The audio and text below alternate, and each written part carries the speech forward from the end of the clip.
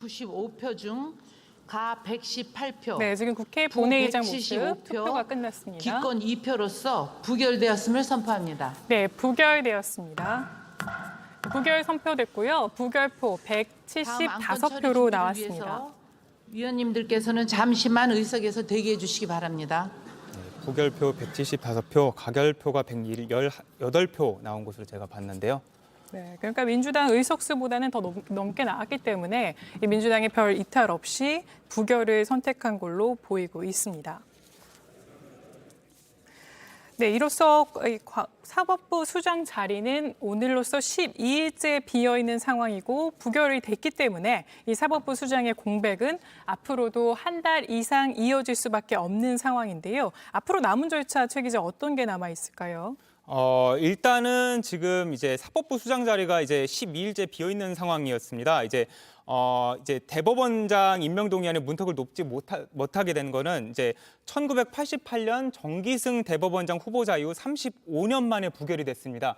또한 헌정 사상도 두 번째 부결 기록으로 남게 됐는데요. 대법원장 공석 사퇴는 지난 1993년 부동산 투기 의혹으로 사퇴했던 김덕주 전 대법원장 이후 30년 만이기도 합니다. 지난달 24일에 김명수 전 대법원장 임기가 만료됨에 따라서 아직까지도 대법원장 자리가 비어 있는데 앞으로도 더 장기화될 가능성이 있습니다.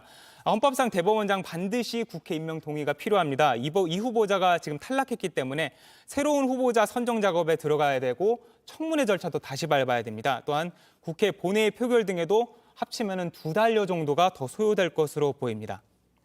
그렇습니다. 그러니까 부결이 됐기 때문에 국회 대법원장 후보는 이제 인준이 불가능한 상태가 된 거고요.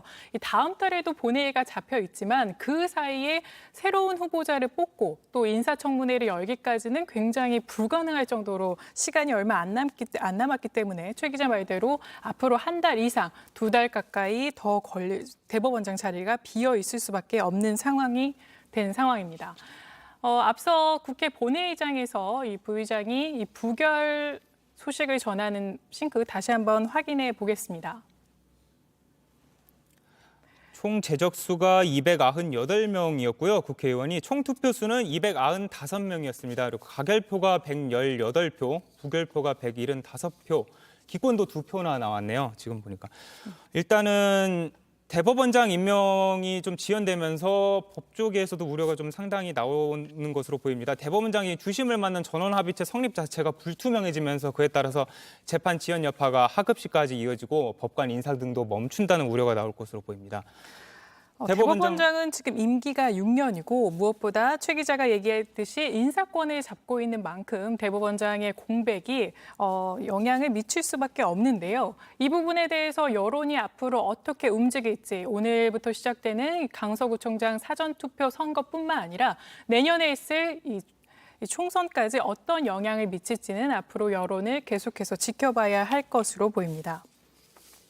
네, 앞서 저희가 김행 장관 후보자 인사청문회 파행된 모습을 보셨는데요. 어제 이렇게 여야가 격돌했기 때문에 사실 오늘 이렇게 강수를 서로 의원총회 부결로 한 걸로 난 것으로 보이고요. 조금 전 본회의장 이 부결 소식 싱크 다시 한번 들어보도록 하겠습니다.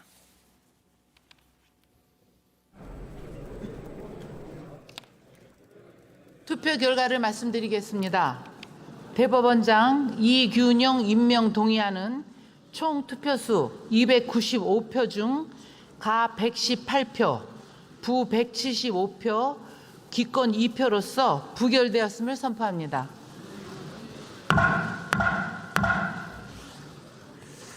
다음 안건 처리 준비를 위해서 이로써 부결된 모습 위원님들께서는 다시 한번 잠시만 확인하고 의석에서 대기해 주시기 왔습니다. 바랍니다. 네. 부결이 되고 나면 앞으로 이제 새로운 후보, 아직까지 어떤 후보가 나올지는 거론된 분이 아직 없는 걸로 돼 있고요. 앞으로 최 기자가 앞서 얘기했듯이 2달 이상의 이 공백은 이어질 수밖에 없는 상황입니다. 이 대법원장은 판사들의 인사권을 쥐고 있는 만큼 사실 이제 공백이 길어지면 어느 정도 영향을 미칠 수밖에 없는데요. 이 대법원장 공백 의미도 다시 한번 짚어주시죠. 네, 그 대법원장이 이제 주심을 맡는 전원합의체 성립 자체가 불투명해집니다. 그로 인한 재판 지연 여파는 밑에 있는 하급심까지도 줄줄이 이어질 수밖에 없다는 우려가 나오는데요. 법관 인사 등도 전부 멈춘다는 지적이 있습니다. 내년 1월 1일에 퇴임하는 안철상 민윤숙 대법관의 후임 제청 절차도 차질이 있을 거로 예상됩니다. 또 이런 분석도 있습니다. 이제 유남석 헌법재판소장이 다음 달 10일에 임기 종료를 앞두고 있습니다. 이 헌법재판소장 역시 국회 임명동의 절차가 당연히 필요한 요직인데요. 필수적입니다. 지금처럼 이제 여야 정국이 지금 갈등으로 치닫고 있기 때문에 대법원장에 이어서 만약에 헌재 수장까지도 공석으로 남아있을 경우에 어떻게 할 거냐 이런 우려도 법조계에선 전해지고 있는 것 같습니다. 앞서 국민의힘은 이제 장기간 사법부 공백 사태가 일어날 경우에 책임이 민주당에 있다면서 압박을 해왔었는데요. 민주당이 아무래도 다수 의석을 정하고 있는 상태에서 당론으로 부결을 정했기 때문에 이번 상황을 이제 뒤집지는 못한 것으로 보입니다. 민주당의 입장은 그동안 자격 없는 인사를 사법부의 수장으로 앉히면은 오히려 더 큰 사법 불신을 불러올 수 있다. 그런 부작용이 있다라고 부적격 인사 자체를 처리하는 게 맞다고 맞섰기 때문에 앞으로 전국이 더 얼어붙을 거란 전망도 나올 것 같습니다. 네, 맞습니다. 김명수 저 대법원장이 9월 말에 퇴임했죠. 그래서 당장은 안철상 대법관이 권한 대행을 맡고 있는 상황이고요. 이 오늘 부결로 결론이 나면서 이렇게 권한 대행이 유지 상태가 지속되는 것도 어느 정도 지속될 수밖에 없는 상황.